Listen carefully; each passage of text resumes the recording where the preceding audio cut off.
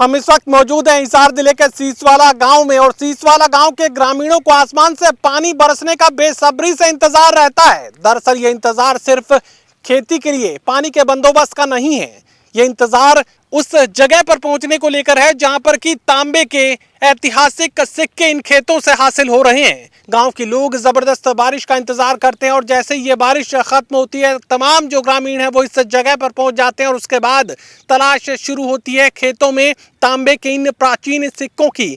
ऐतिहासिक ये सिक्के हैं और ये कौन से दौर के हैं ये तय कर पाना फिलहाल मुश्किल है। अरबी या फारसी दोनों में से किसी भाषा में ये सिक्के मुद्रित किए गए हैं और तांबे के ये सिक्के हासिल करने के लिए बारिश के बाद लोग बड़ी तादाद में हिसार जिले के इस गांव तक पहुंचते हैं। सीसवाला गांव के तमाम ग्रामीण इसी जगह पर पहुंचकर इन सिक्कों से शुरू कर देते हैं। एक ऐसा शख्स जो अब तक 18 सिक्के हासिल कर चुका है वो हमारे साथ मौजूद है। महावीर सहारण इस वक्त हमारे साथ मौजूद हैं।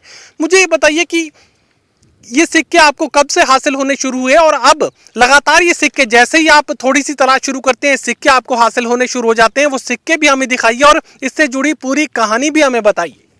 मेरे पास 5 सिक्के हैं पहले के, 4-5 साल पहले के, और जो बाकी बचे हैं सिक्के वो हैं अब के। ये 5 सिक्के पहले के 4-5 साल पहले मिले हुए, ठीक है जी। और ये सिक्के एक दिन इतने मिल गए, एक दिन ये मिल गए, यानी कि आज यो मिल गया। ये टोटल 18 सिक्के हैं मेरे पास आज तक। तांबे के ये सिक्के हैं और दिखाने की हम कोशिश करेंगे। अरबी या फारसी दोनों में से किसी एक भाषा में ये सिक्के मुद्रित किए गए हैं। आकार में अलग अलग तरह के ये आकार हैं। कोई सिक्का बेहद छोटा है, कोई सिक्का थोड़ा बड़ा और गोल देखने को मिल रहा है और कोई सिक्का भारी देखने को मिल रहा है। कह सकते हैं कि अलग अलग जो सिक्के हैं वो मुद्रित किए गए हैं। अरबी या फारसी दोनों में से किसी भाषा में ये सिक्के मुद्रित किए गए हैं। इतिहास एक तरीके से जीवंत होकर इन सिक्कों के रूप में सामने आ रहा है और तमाम लोग इन्हीं सिक्कों को हासिल करने की कोशिश में हिसार जिले के सीसवाला गांव के इस खेत तक पहुंच जाते हैं। बारिश के बाद ये सिक्के आसपास के लोगों को हासिल हो जाते हैं। मुझे ये बताइए कि इस तरह के सिक्के आपको जो हासिल हुए हैं, कुछ सिक्के बेहद छोटे भी हैं, कुछ सिक्के थोड़े बड़े आकार में हैं, बाकी जो ग्रामीण हैं उन्हें भी इस तरह के सिक्के यहाँ हासिल होते हैं? इन्हें कुछ जो है नरेगा काम लगे हुए थे उनमें से कुछ लोगों को मिले थे यहाँ सिक्के और वो लेके अपने चले गए थे। और उसके बाद में ये जिक्र हुआ, उन्होंने क्या किया कि यहाँ नरेगा में खोद रहे थे, उसमें एक मूर्ति निकली है, वो बुद्ध की बता रहे हैं, और वो मूर्ति उन्होंने फेसबुक पर डाल दी।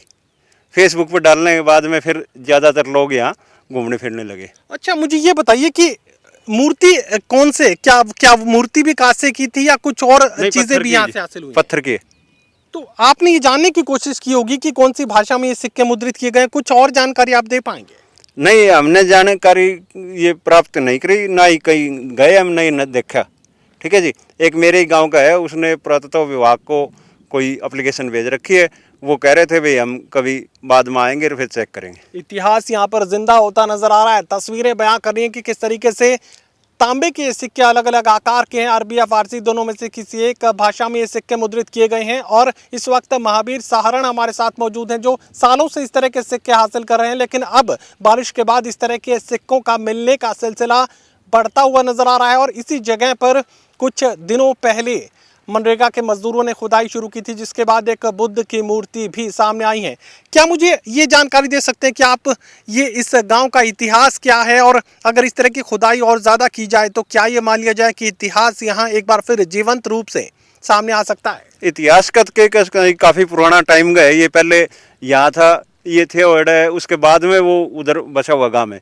वो गांव भी 300 साल पुराना है। ये भी कितने साल पुराना है ये लेकिन इन सिक्कों को देखकर तो ये कहा जा सकता है कि हजारों साल पुराने सिक्के हो सकते हैं। ये हाँ बता रहे हैं लोग कि 1200 से लेके 1400 ईस्वी के आसपास के।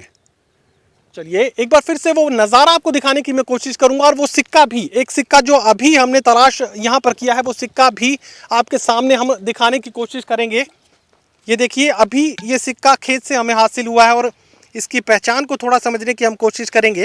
ये सिक्का बिल्कुल अलग है, बाकी जो सिक्के हैं वो तांबे के सिक्के थे, लेकिन ये भी तांबे का है जी।